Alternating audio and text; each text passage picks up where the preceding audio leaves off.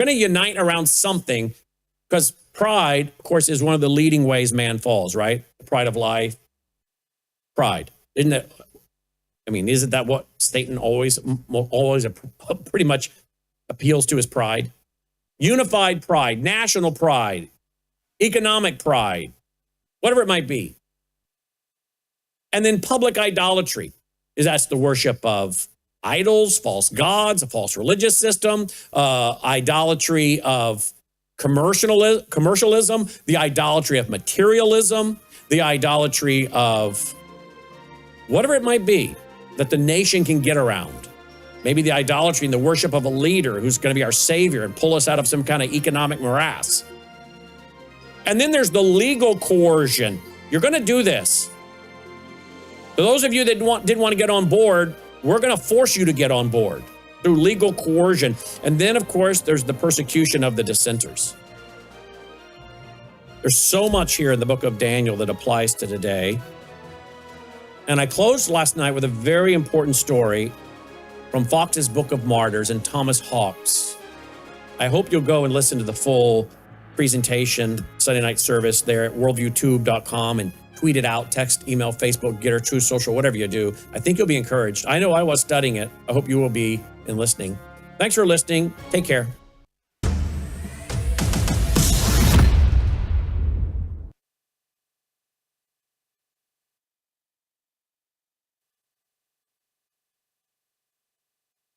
You're watching World.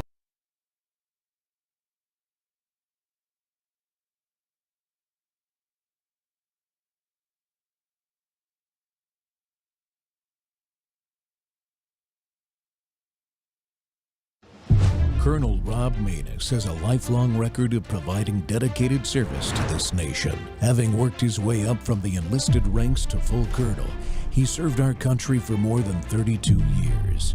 He has served as a bomber squadron commander, bomb disposal technician, Joint Chiefs of Staff operations officer, assisted the national security team with the campaign plan for the global war on terrorism. He authored the first theater nuclear war plan and served as the vice commander of America's largest airborne intelligence wing. Colonel Rob Maness is a true American hero.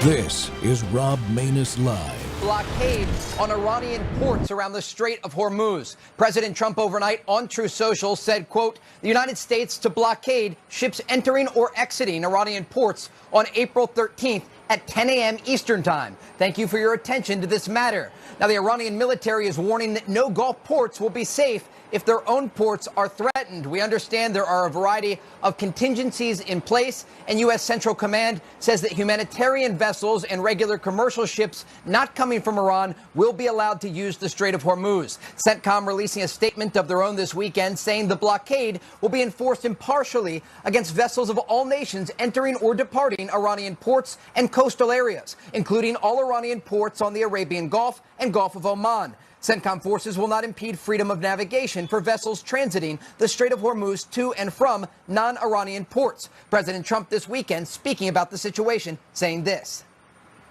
Other nations are working so that Iran will not be able to sell oil, and that will be very effective. But what we want to do is we want to, and again, we don't need it. What we notice and what we see and what I think is maybe my idea, maybe not, I don't know. But there are many boats heading toward our country to fill up with oil and then go and take it. So they're not going to go through the Hormuz Strait. And ultimately that'll be corrected. With a focus on Iran, there's also a focus on Lebanon, where...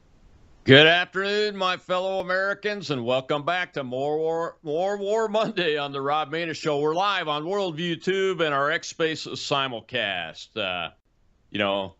Friends, that powerful blockade footage you just saw paints a crystal clear picture of how tense things are right now, not just in the Middle East, but spreading around the world. These ceasefire talks have stalled, obviously.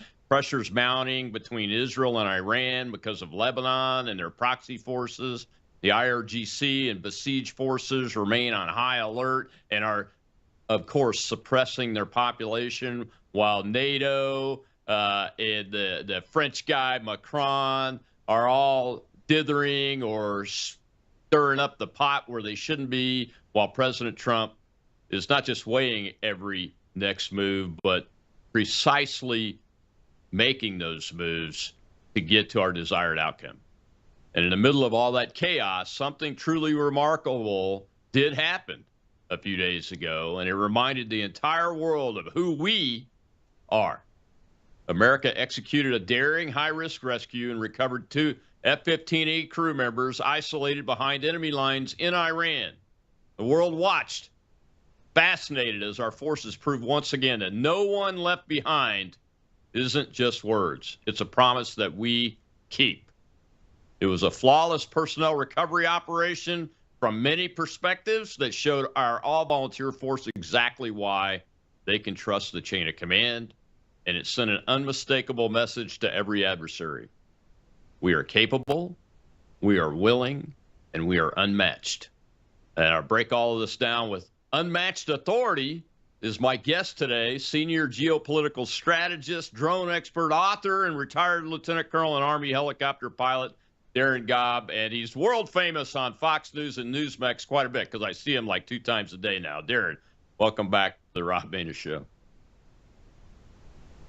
To join you again. It's been a bit, but sometimes in all the noise, it's great to be able to look at and tell the good stories that are happening too, because they're there. You just got to look harder. Yeah. Yeah, absolutely. you know, I see this before we dive into the rescue piece of it, of which you have a very deep understanding of combat search and rescue from a planning and execution perspective, and you've spent probably a total of years and years in Middle East combat zones at this point in your life. So you could probably do this in your sleep, how effective they were and everything. But this, the talk stalling, which really didn't surprise me much because the Iranians, I mean, they even have it written in their constitution that they need to kill non-believers in order to bring back the 12th Imam type thing. So I'm not surprised that they're not going to give up their nukes, especially without fight. But the blockade piece, I actually see that as a good news story about this operation, because that's probably the most effective way and fastest way to cut off the pay of the troops inside the country, and that's what's going to cause the instability that makes them fall. Yeah, in fact, probably three weeks ago or more, I started talking briefly about how blockading their ability to move ships out would be a much more advantageous move than it would be to try to see if we could put Marines or 82nd Airborne on Hormuz Island or Karg Island or any of that. Last thing we want to do is put American service members in a fixed position close to Iran, and then you have to guard them. It makes them an easy target. So, what is the real goal of trying to occupy Karg Island or Hormuz Island or any of that? It's all about the strait. And so rather than put our people at much greater risk in an area where they don't need to be, take away the profit incentive, take away the easy transit incentive, and then suddenly you've achieved the same thing, but left our forces mobile, shipboard, rather than sitting there waiting for drones and missiles from Iran, those few that are left, to get launched up against those locations. So to me, I think this is a good move.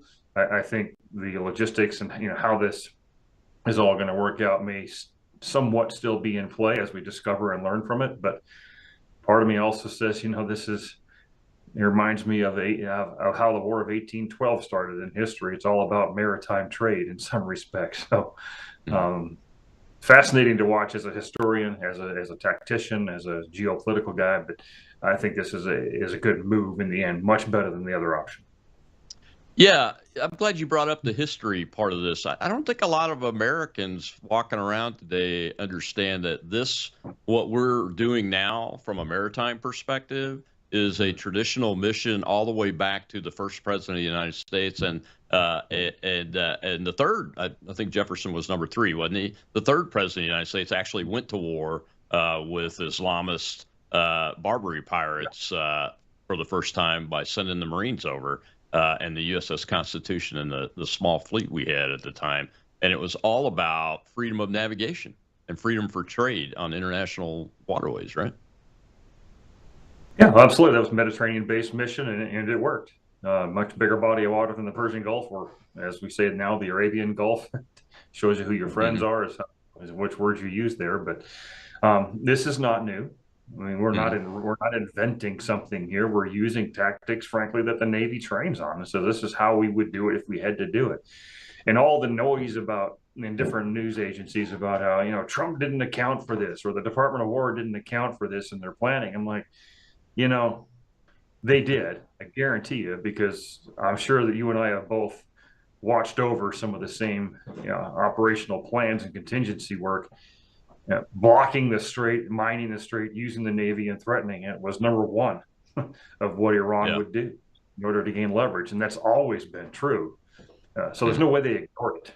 It's not possible that they didn't know it. And I think that's just part of the cycle of media. We move too fast to think sometimes.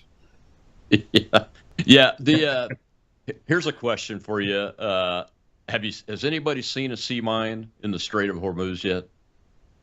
Only in cartoon graphics. Yeah. That's the psychology part. We're going to mine it. Well, we can't prove they didn't, so we're going to not take the risk. Well, there may not be a single thing out there, but as long as they think there could be, we're just going to freeze all movement and never be the first. Now, on a serious note, it's been leaked out now that we have surface and subsurface counter mine capability now that are automated, unmanned, and those kind of things. Remember all the screeching about the four minesweepers are being decommissioned in 2027. All of that screeching a few weeks ago, and so what I wanted to ask you is our Navy ready for this at this point? I mean, we've been doing a lot of downsizing and rearranging things, and Trump just is forcing a new battleship, which is exactly what this type of activity is intended to do, is to hold a choke point and keep the adversary away from it. But do you think, from a capability perspective, are we in a good position right now? No, ultimately, I think we are, yes. And it's not just this one, of course. You've got over in the Suez as well. So you can open up one and block the other, and you still have somewhat the same problem. Asia is less concerned, of course, because they don't use the Suez, or as much, anyways. But I think our Navy's perfectly capable of doing this. It's a perfectly good scale of operation, I guess, is the easiest way to put it. If you go into is our Navy ready for something the size of a full mass force, use of the entire Chinese Navy or something? That's a different equation, but we're not dealing with that equation here. And what I think China's seeing, though, is that we're capable of a lot more than they ever assumed we were. So I'm eminently confident in our Navy's capability to handle things there. And of course, we never decommission something without having something to replace it. So those screechers, well, in the autonomous and drone world, what they should be thrilled about the fact that we're not risking human lives to go in there and clean out mines if they're even there in the first place. Yeah, exactly right. I don't think they had a chance to lay any, to be honest with you, but I could be wrong. So one of the other things I wanted to ask you about is we hear a lot of negative narrative about our Gulf Arab state allies and friends, about their capability, their willingness to fight. But I'll be honest with you, Darren, I want to get your take on it, because I'm not getting that take in my observations of what the leadership of the Gulf Arab states are saying, especially since they've been attacked. I mean, it sounds like they're all in to help with all of their capabilities, and they do have some significant naval capability, right? Yeah, I think we underestimate them in many respects. And frankly, I told a friend this morning, I said, after the Hungarian election, it's pretty sad that we probably have stronger allies in the Middle East right now than we do in Europe, or much of Europe. And that's a pretty sad testament. So it's the other thing that I think a lot of people are assuming when they say stuff like that is that the Gulf Arab states didn't want to get involved early. They might have wanted to. Saudi Arabia has always been an adversary to Iran. It's not just the Sunni-Shia divide. It's just the normal stratagems going on between two nations who both want to be the power player there. And so they're very capable. We've sold them quite a bit of our stuff, minus, of course, certain systems on the aircraft, but they have it. I wouldn't be surprised if we asked them to stand down and just defend their nations and not get involved, because if you start mixing too many nations, as you know, you start going from the complications of an American joint fighting world, add in the Israelites, and then so that adds one layer of complication. But if you were to throw in, Bahrain, UAE, Qatar, Saudi Arabia, and other nations, you could create a bigger risk to our own forces through their involvement, rather than just saying, hey, you know what, defend your nations for now, and we'll call you when we think it's time for you to help. They're there and they're ready. I guarantee it. This is in their best interest too. Oh yeah. As a matter of fact, the Iranians have been hitting their energy infrastructure, and I think they've taken a couple of shots at the desalination plants, but they haven't really focused on them. But they say they're threatening that quite a bit. So doing the missile defense and counter-air defense operations is key. And they've got Patriots and THAAD in support, plus their fighters have become pretty good at shooting down these little Shahed drones that the Iranians like to use, and those kind of things. So we got to take a break. When we come back, I want to talk about the red line that we put in front of the Iranians about the no nukes thing. And I want to start moving into this rescue operation and about its impact on the minds of the adversary. I think that's important, and Darren is an expert in that area. We'll be right back with retired Lieutenant Colonel Darren Gobb, author and strategist.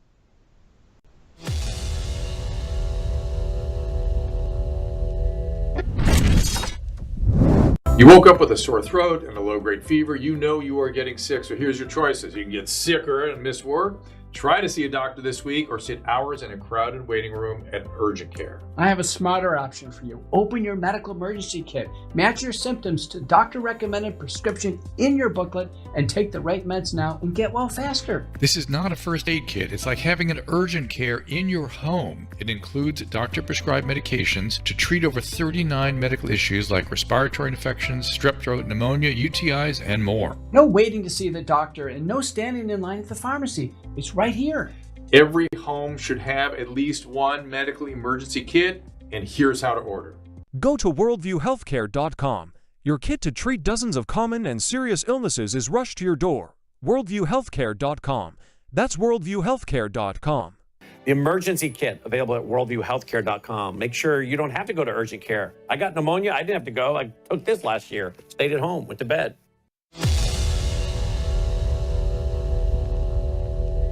Well, we're going to be blockading. It'll take a little while, but it'll be effective pretty soon. And we had meetings yesterday. They, as you said, lasted 21 hours. That was a long meeting. We had some very, very good representatives, as you know, JD and Steve and Jared.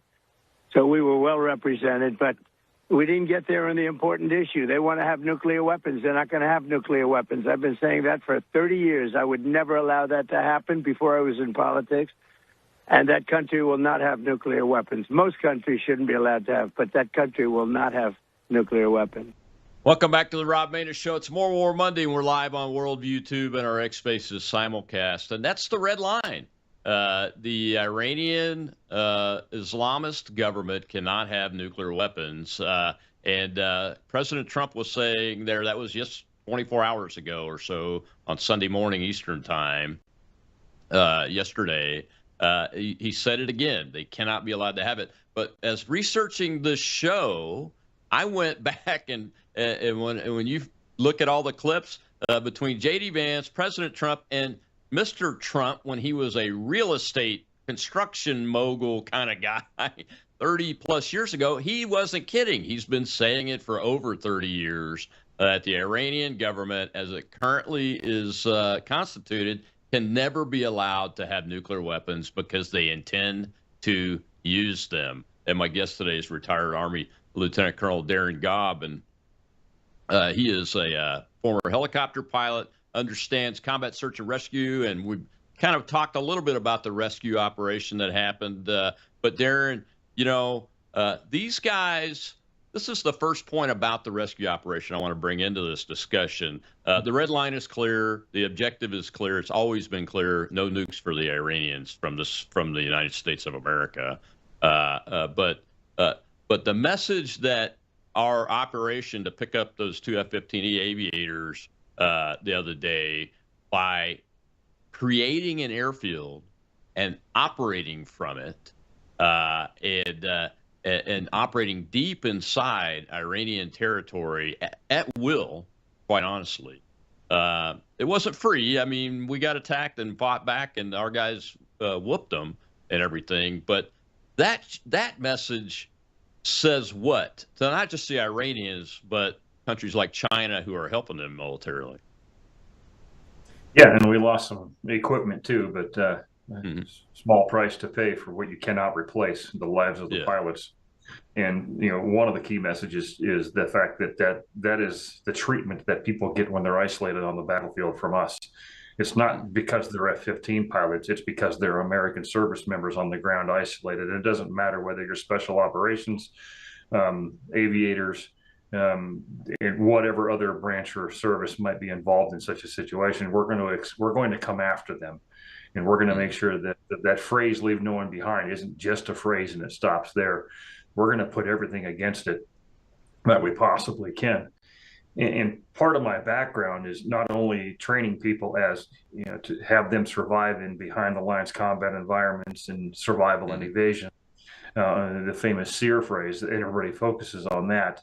But this demonstrated a little taste of the fact that there is a giant personnel recovery system that covers everything from the individual all the way out to satellites to other government agencies like the CIA, since they told on themselves in this case that they were involved. And I've been to school where we go through those kinds of things with these agencies, and trained with A-10 Sandy pilots who are trained in personnel recovery tasks. I've done that myself in live fire situations. What is the message? Well, first of all, this is a combat mission. It's a highly complex and dangerous, risky combat mission. And we executed it flawlessly? No. But to the point of a level of expertise where anybody who's watching us knows that we're going to come after our own, no matter what it takes. And two, this kind of mission and its complexity can be executed by us anytime, anywhere we want to. And we will level whatever assets are necessary to make sure that happens. What's the opposite? We basically ripped the scab off of Afghanistan 2021 and showed the world that we have something quite different to show them now versus what we showed them then. And that capability resides. And that's why you need to have a good commander-in-chief and a good Department of War and a top-notch military. You're not going to have a top-notch military, by the way, if you don't fulfill the promise of going to get people who are isolated, because they're going to realize that we don't keep our promises and not join in the first place. Yeah, and that flows even down into if they are captured and under interrogations and those kind of things. If in the minds of the service members, and we've both been one of those people, if there's a wavering of that thought that somebody's going to come and get me, it makes you more susceptible to falling prey to interrogation techniques that everybody eventually, when they put enough pressure on you physically and mentally, eventually talks. But the longer you can hold out, the more distance you put between the information you have, and it's stale when you were talking about current ops. That's the whole idea behind that. But if our minds are wondering whether somebody's going to come get me, I think I would be weaker in that effort to try to stay strong as long as possible in an interrogation environment. Yeah, absolutely. And that's why I wrote in my latest Substack too about leave no one behind. I think a lot of people get so focused on looking at that one pilot in an evasion situation behind enemy lines that they really don't have any idea of the entire system and the architecture that goes into a recovery mission like that. And so in an unclassified environment, of course, painted the picture the best I could. And if you read it, you'd know that there's a whole lot more you could say, but you can't. And so you can only share so much. And it's important Americans, mothers, fathers, future service members, at least see a slice of that and know everything it means. And this is done under the Joint Personnel Recovery Agency. There's a Joint Personnel Recovery Center in every major theater.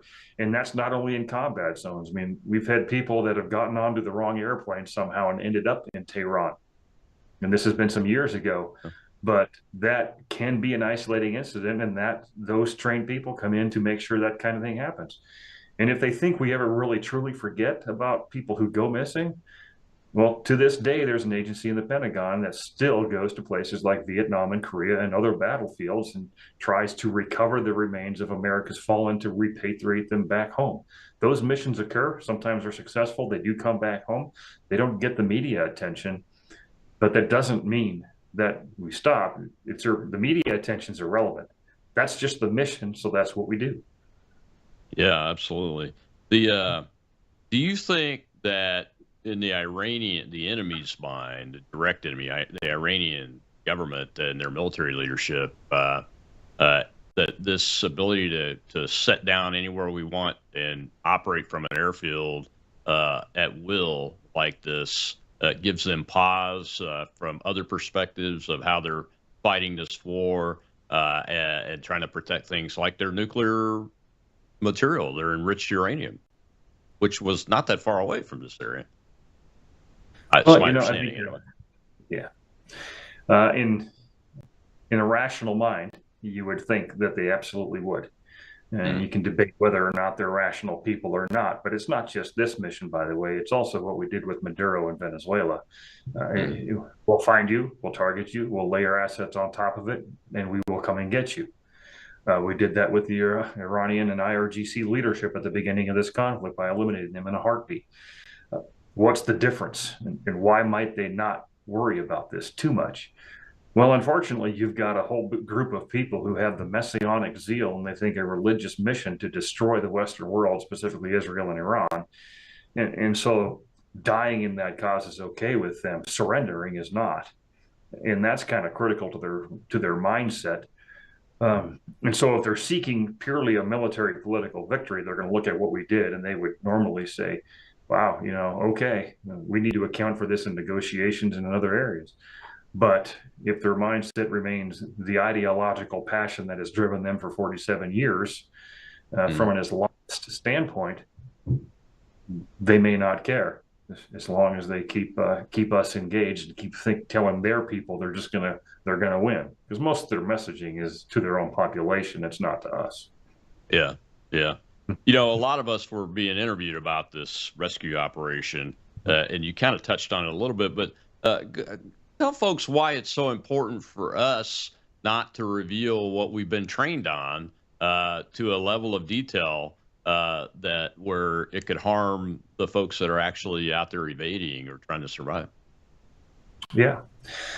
Well, and you're familiar with this, before every mission that you take off on, there's a specific plan in place for how you are going to operate, navigate, whatever it may be, where you're going to go. You're carrying things with you that will help you with that. There's means of communication, and not only because you're going to flip open a radio and start talking about where you are. It's how you send people where you are, how you confirm that you are who you say you are, and you're not someone who ran across the radio and maybe trying to set a trap. And essentially, the whole thing comes down to, if this is done wrong, the person in isolation is put at great risk. The recovering forces are put at great risk because it could be a trap. And this is these techniques and means of how we do this could become widely known amongst people who shouldn't know anything about it. There are many things that are enciphered and coded in a variety of ways that just cannot be out there because it puts everybody at a great state of risk when they shouldn't be. It's important to Americans and those who come in to know that these systems exist, and they exist at every level of command throughout the military, and there are people trained on it and know how to do it.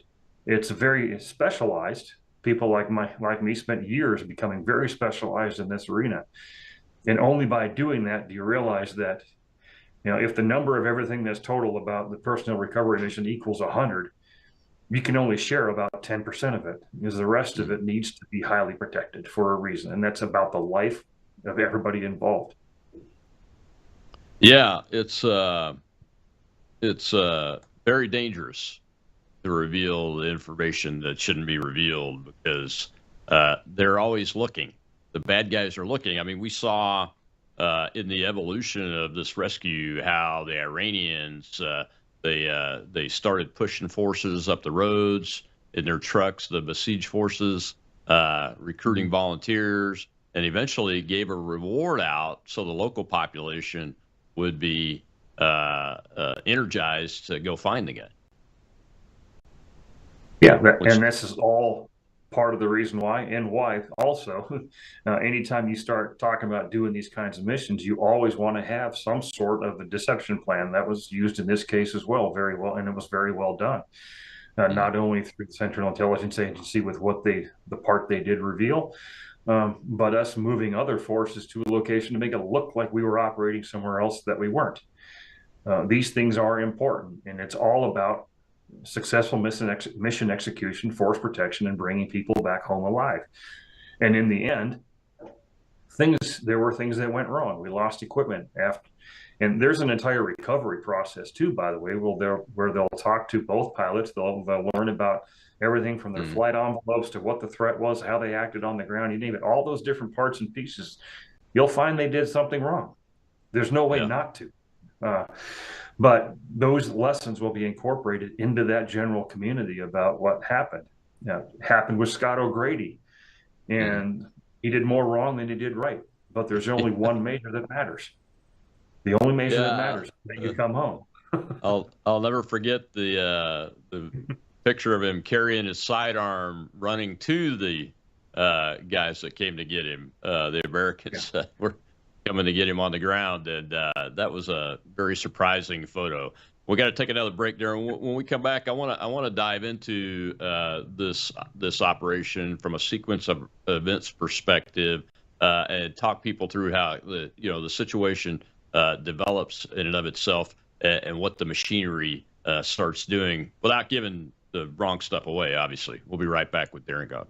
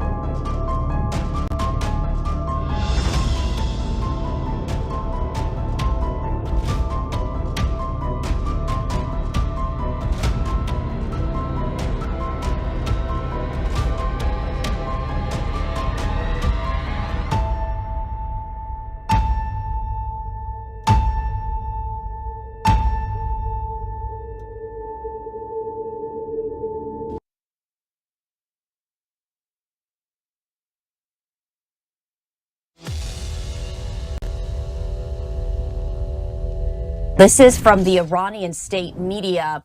This is from X via Fox News. This, as we continue to follow the very latest, as we do know that a U.S. service member was rescued after Iran shot down their jet. So U.S. Special Forces rescued a downed airman in Iran in a very complex operation that averted a potential crisis as the war entered its sixth week, with few signs of progress in diplomatic efforts for a resolution. President Trump announcing the rescue in the early hours today in a social media post that described the operation in a mountainous area of Iran as, quote, one of the most daring search and rescue operations in U.S. history. The airman, a weapons officer of an F-15 jet, was shot down on Friday. He was wounded, but will be just fine. That's according to the president in a message on X posted by Press Secretary Caroline Leavitt.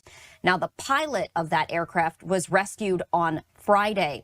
A U.S. official said the operation, which Israel said it has assisted, involved dozens of military aircraft and encountered fierce resistance from Iranian forces. Iran's military said several U.S. aircraft were destroyed during the operation, including 2 military transport planes and 2 Black Hawk helicopters. Footage posted on social media showed burned out aircraft wreckage, which Reuters verified was in the area. A U.S. official told Reuters U.S. forces had to destroy at least one of the aircraft used in the rescue mission because it had malfunctioned. The Wall Street Journal reported that 2 specifically equipped MC-130Js aircrafts were used to carry out covert infiltrations and remove troops from beyond enemy lines, and those were blown up by U.S. forces after malfunctioning.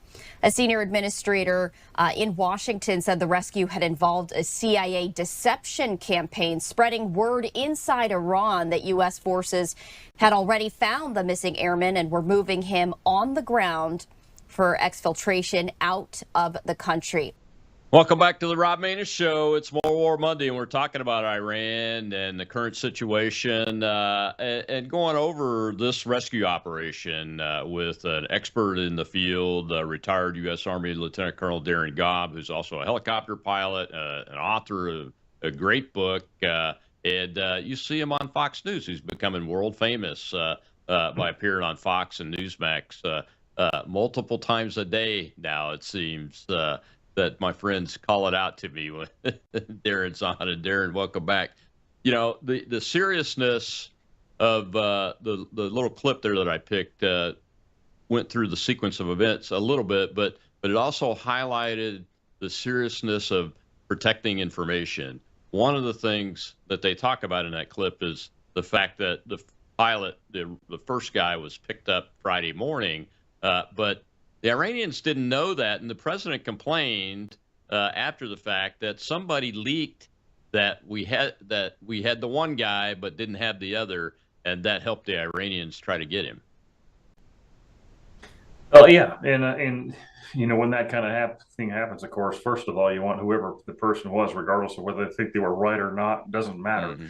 Leaking information from a classified environment and should be handled appropriately, to say the least. Yeah. And it's because they're sitting back in a base in the United States and their life isn't at risk. So they're trying to, I don't know what they're trying to do. It could just be straight up treason. And again, you handle that kind of thing appropriately as well. Mm-hmm. But when there comes a time when, rather than try to control the flow of information in certain ways, what you do is you overwhelm the system with information more and more of it, to create that kind of deception that everybody heard about publicly, that happened in Iran. There's more to that, of course, than what went on in the press, and that's as it should be. Mm-hmm. But you know, sometimes the best thing to do is make it more confusing when you know that you're the ones who are executing the mission in the first place and know exactly what the truth is. So regardless of the timing of that leak, just flood the system with more, and then that'll just confuse them more, and that works to your advantage also. Absolutely, and that was probably a serial event based on what they saw happening, and it's a planned, what's called a planned serial, where you have different avenues of execution possibilities, and you've planned them out and everything, so you at least have the basics together. Because every one of these situations is an ad hoc event, but it's not an ad hoc operation because of the planning, right? Oh, absolutely. I mean, if you were to build a foundation that's square and not made out of concrete, those foundations are going to look very similar to each other, right? But there's a house that gets built on top based on the needs of the consumer. In this case, that consumer is the situation that surrounds the isolated person. And the people who are involved in missions like this, from special operations of various branches to the PAVE Hawk pilots, maybe even PAVE Low, depending, and the pararescuemen who go in who are medically trained, but also air crew members, to what we would call outer cordons and these concentric rings that lead out different layers of security. You're going to get to the point where they may or may not be as expertly trained in personnel recovery, but everybody there is still highly trained because you're going to use all these special operations forces all in one distinct place, and the location will drive the tactics. Specifically, the general tactics are there and they're trained on, and I've done it many, many, many times. But a ridgeline in Iran is different than a house in Iraq, is different than a cave in Afghanistan, and on and on. So you have to be super flexible with these missions and provide yourself the maximum amount of redundancy that you can. And that's what they did here. They had many different branches and sequels and various things going on ready to execute as things revealed themselves. There's no perfect plan. And this is one of the most dynamic environments and most dynamic missions imaginable. You got to have some pretty flexible people who are highly trained and skilled to do this. That's exactly why we go through the training that we do for years. I did it for many years in the hopes that you never have to execute it. And if you only have to execute it once, it's worth it. Oh, yeah. I mean, as a former commander of a combat bomber squadron and commander of other troops that were sent into combat, the initial SERI, survival, evasion, rescue, or resistance and escape training is really good. I mean, I still remember it to this day. Sometimes I even, and when I have dreams, I dream about that to this day. And I was a very young lieutenant, second lieutenant when I did mine. But we also build on that every year by more training, both academic and hands-on. So you're building a mental and physical muscle memory, right?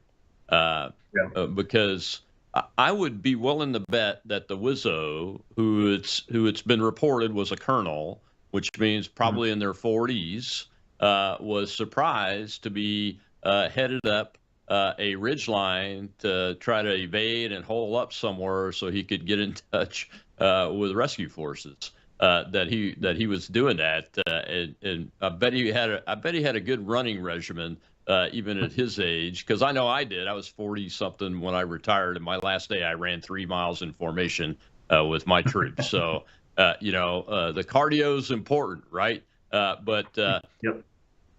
Describe what we talk to people about, and you've been through it yourself, and people have heard me talk about it. But talk about it from your perspective. When you go from a nice warm cockpit, kicking butt in combat to, oh shoot, I'm dropping in behind enemy territory. What's next? What do we teach people to get their mind right and how to do that? The techniques that we do that, the ones you could talk about. Well, you just said the first thing, and there's probably 3 critical things that it takes to survive. And first of all, it's the mindset. And that mindset leads to the desire to survive, the desire to evade and be recovered. And if you keep the right mindset, everything else will fall into place, even if it's imperfect. Second one being, you've got to have a functioning radio or a communication device that works. That's your tether. And then the third thing is you have to have trust in your training and faith in your people that they are going to come get you. If you have those 3, you can work through everything else over time, and that's the evader standpoint. So in the SEER phrase, the survival and evasion, of course, that's what everybody seems to focus on, and because that's hopefully where it ends. You survive, you evade, you get recovered. If you don't, of course, you're thinking about the resistance side and the escape side, which takes you into different arenas. But I think those are the 3 critical things. Those are the 3 things I've taught hundreds of air crews and ground crews about isolating incidents. Is no matter what happens, you've got to keep your head about you, and it's not easy. And I think that's part of the reason why a lot of folks had me on different shows and stuff like that. And they found out that I'd been a trainer in this. I'd been shot down myself before, so I kind of get a sense of what that's like. In a helicopter, it's a little bit different, but nevertheless, it still goes through your mind. And I've also been the guy who's worked in theater level staff work on this specific mission set and understand the greater architecture that is around the world for this. And so I was able to put all that together. And in the end, none of that matters. Is the great architecture that's around the PR world, the personal recovery world. If the evader doesn't have the mindset and the trust and the faith and the communications ability to go through what they need to go through to get recovered. And we will keep going no matter how long it takes to find a person. So if they don't have a radio, it's not like we're not looking. Yeah, I don't think that we've had an evasion sequence once somebody's on the ground and they're having to evade until rescue or capture for more than a few hours in recent years. In the last decades or so, it might have been Vietnam was the last time we had a long-term evasion exercise happen that was more than 12 hours or so, and this one was 2 days, I think. About 48 hours or so. From an aircrew perspective, yeah, from an aircrew perspective. How do you think it went from that perspective, considering the age of this guy? He was hurt somehow, and those kind of things, and the terrain he had to deal with.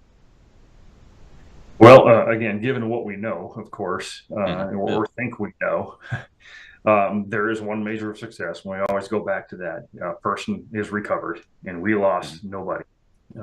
Lost a few things, but that's okay. Given the area that he was at, he probably went to a fairly appropriate place to try to hide, because if it's hard for him to get up those hills, it's hard for everybody else to get up them as well and find him. And we heard about the CIA talking about how they were able to identify him using some discrete skills and tools that they have. The real truth of this story, as far as the good things and the bad things, will of course come out. And much of it will probably never come out of the classified environment of the personnel recovery agencies that's working in Virginia.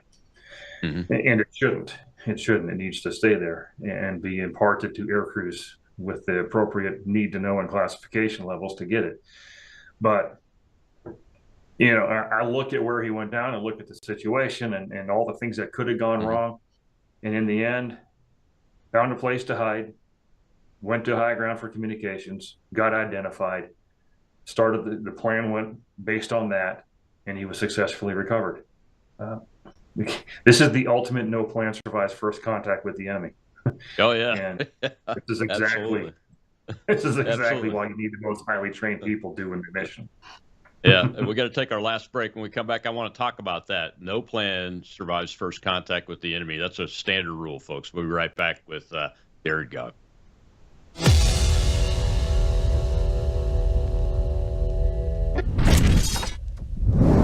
Hello, I'm Brandon House. Is the government tracking you? Do they have access to all your data? Well, if you go to worldviewtalk.com, you'll find out about a cell phone company that, does not store your data. They don't do that. This is what they're known for. They don't store your data. You have privacy. You're not being tracked. That's why a lot of folks are turning to worldviewtalk.com. You'll find their prices are very competitive.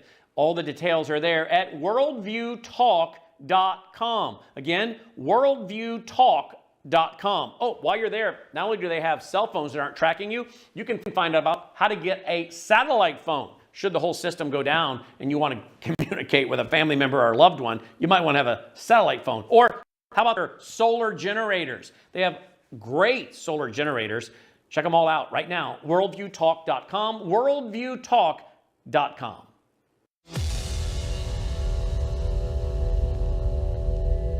As far as China is concerned, China can send their ships to us. China can send their ships to Venezuela. We told them, buy from Venezuela. We have a lot of overcapacity. We'd sell them, and we'll probably sell it for even less money. I have a very good relationship with President Xi of China, and we work together very well. They're paying us substantial money, as you know. We've never got money before. I listened to this Gordon Chang. He has no idea what he's talking about. We have been very tough on China. Tough but fair. And, it's an amazing place. But I have a very good relationship with China, and they've been during my, I put tremendous tariffs. I put 100% tariff on all Chinese cars coming in, and that's destroying Europe. They're destroying Europe because they're taking away so much business from Mercedes and BMW, etc. And we don't have any Chinese cars in our country because they would have destroyed General Motors, Ford. They would have destroyed these companies if they did it. So I put 100% tariff on, and in all fairness to Biden, he allowed it to stay on, which is shocking to me. Right. It's one of the things, it's about the only thing he did good, but he allowed it to stay. So we don't have the problem that they have, with that. Welcome back to the Rob Maness Show. It's More War Monday, and we're talking about what's going on with Iran. China's a part of that. That's why I wanted to play that clip. But from the context of the amazing rescue of the 2 downed F-15E aircrew members that we pulled off, there's a lot of story to be talked about that should be known, and a lot more that should never be known, except for to the air crews and other types of service members that have to have the training called Siri training that preps them to do things like survive and evade until they can be rescued, or what to do once they're captured, and how to escape from that capture and those kinds of things. And my guest today is retired U.S. Army Lieutenant Colonel and helicopter pilot Darren Gobb, who is really an expert in this field and has done loads of more work than anybody else I've ever run into from an aviator perspective, and from a overall planning perspective, even up the upper operational and strategic echelons. There aren't a lot of folks that have this level of expertise. And Darren, I just want to talk for a minute about we think, it's been reported that maybe it was Chinese Manpad, a man-launched surface-to-air missile that had been shipped in that might have gotten these guys. I surmise it was probably some kind of Manpad. Heck, it could be a Stinger that was given to the Mujahideen in Afghanistan, for all we know. I had one of those fired at me in Afghanistan, as a matter of fact. But the Chinese are heavily involved in this. As a matter of fact, I think that it's just Rob's gut check, being in a non-classified environment for these last few years, that from a strategic perspective, a lot of the messaging is aimed at the Chinese Communist Party and the People's Liberation Armed Forces, the PLA out there, about their gear that they sold to Iran, about our capability and what they don't know that's left about our capability that we haven't advertised in this operation, and about their limitations from a strategic perspective. And I think this rescue goes into that too, because their radars are supposed to be these huge anti-stealth radars, which means they're really good at picking up everything else. And we just flew Big Hercs and Black Hawks and some other smaller prop aircraft in there, and nobody even knew we were there. So the Chinese have got to be shaking their heads, going, "What else do we don't know?" Yeah, just to say the least, because as you know as well as I do, that anytime we advertise something and show it in public, there's always something else back there that's even better, and we don't always, we can't show that either. So having a little bit of that vagueness is a powerful tool. But there's a message. There's so many messages going out right now, just through observation, and we talk about Iran and its proxies. Hezbollah, Houthis, and Hamas, right? And 2 of those are essentially non-effective or gone. One of them is left, and we'll see how long that lasts. But not many people talk about the fact that Iran is a proxy vassal nation itself, and that it's primarily to China and to Russia. That's a two-way street for sure. Energy leaving Iran, China, and drones leaving Iran and going to Russia. Exchange of technologies and capabilities. China is sweeping the airwaves for electronics. Russia is helping with targeting. We know these things to be true. And we can't say much because, where have we been in Ukraine, right? Helping out of Germany. So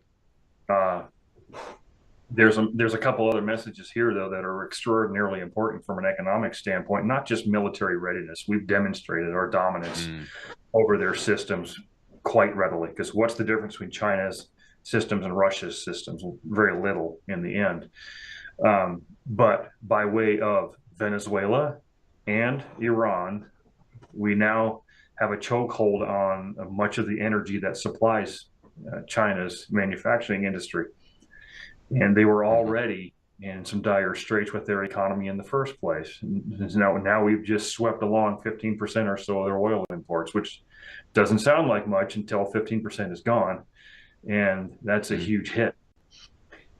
So there's a lot that, besides that, I mean, Iran is a linchpin to the Belt and Road Initiative of China, trying to lace together countries and create this important economic alliance, as well as trying to build the BRICS currency system around that as also.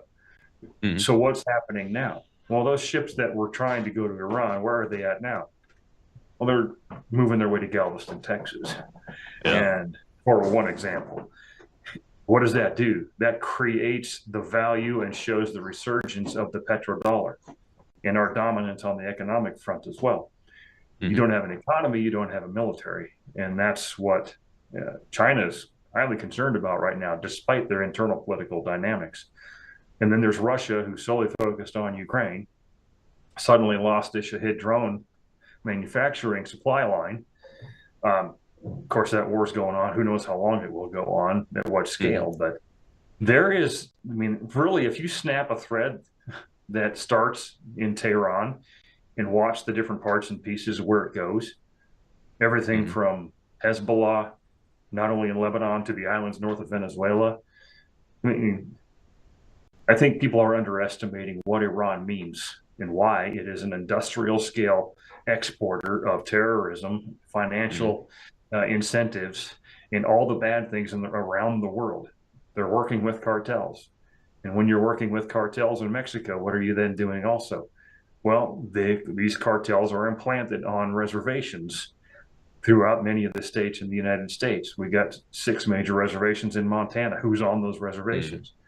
Cartel members, Sinaloa cartel members, because they can operate freely. So to think that Iran is a war of choice, I think is foolish. In fact, I think we're trying to finish a war that's been waged against us for 4+ decades. And it's not going to be perfect. We mentioned it, right? The enemy gets a vote. But to ignore this conflict is folly. The enemy always gets a vote. And I think the way you described it is the reason why this operation has to be, and it has to continue to be, an industrial scale air and naval campaign backed up by destabilizing on the ground and giving space for the resistance there to be able to rise up, and getting some arms capability in their hands to do that. And this blockade, cutting their economic lifeline off so they can't pay their people. That's a key thing. I don't think a lot of people really understand. It's that simple and low level that when you can't pay your people and they can't pay their bills and feed their families and those kind of things, and the certainty of that pay gets destroyed. That's the key, is the certainty of that pay getting destroyed for a long-term period of time. That's the piece that I think that's missing so far. But I don't see any of these developments as losses to the United States and Israel's war effort here. As a matter of fact, I see the way they're being handled as actually buttressing our objectives and our ability to get to our objectives. But there's a lot of people, even on my side of the aisle, that are saying, we've lost, it's a strategic loss. The Iranians are going to win, and they're going to have nukes in a couple of years, and then you're going to see hyperinflation and those kind of things. I mean, I don't get the sense that you're there on that. No, and I think it's because there's very few people in America who actually think strategically, meaning specifically the calendar. You've got to have some patience to let some things play out. And are we going to screw some things up? Of course we are. That's the nature of conflict, and you have to expect that. But then you say, okay, we screwed it up. What do we do now? Well, you do something now to help fix it or overcome it. and keep going. And that's what really many of these, what they're watching in Iran right now is just the next phases of operations getting put together, in some cases on the fly. But the Strait of Hormuz piece, that was not a surprise. No. That was expected. I mean, it's completely expected.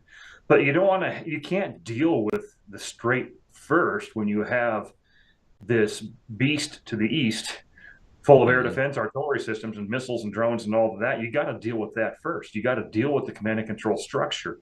You can't go straight literally into the Strait and have that be your first objective, because you put everybody there at significant risk. You've got to take the greater theater risk down first, and then you start eating this elephant a little bit at a time instead of all at once.